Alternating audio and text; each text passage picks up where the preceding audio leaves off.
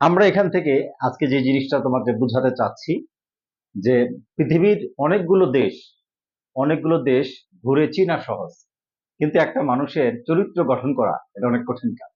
জি। আমাদের চরিত্র কি এমনি এমনি গঠন হয়ে যাবে? না।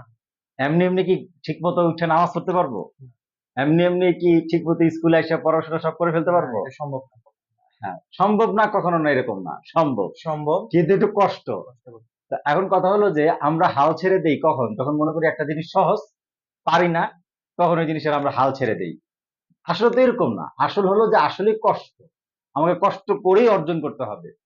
আল্লাহ রসুল, আল্লাহ তাআলা কোরআনে বলছেন, কদ আফলাহা মান যাক্কাহা, যে ব্যক্তি তার আত্মশুদ্ধি করবে, অন্তরকে পরিশুদ্ধ করবে, সে সফল কাম হয়ে যাবে। সুবহানাল্লাহ।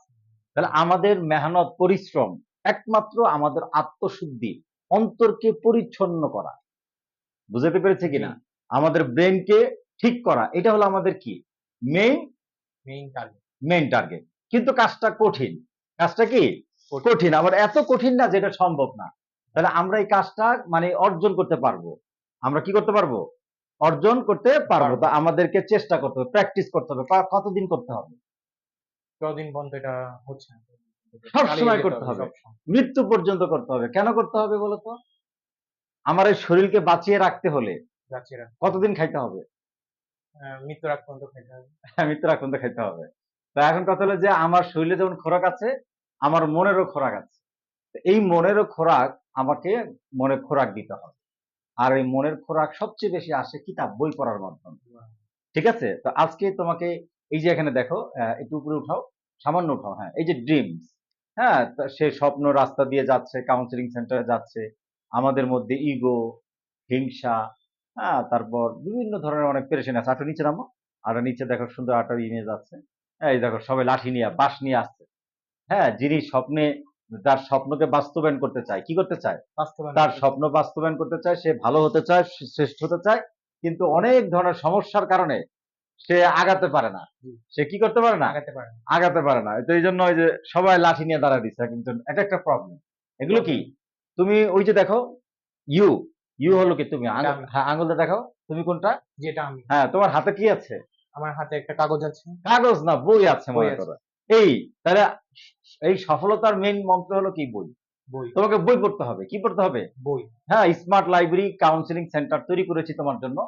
তুমি, হ্যাঁ, এই বই পড়তে হবে জীবনকে। এই বই পড়তে পড়তে পড়তে পড়তে তুমি শত হাজার কোটি কোটি বাধা তোমার চোখে পড়বে না। তুমি দেখবা যে তুমি তোমার গোলসে চলে গেছে।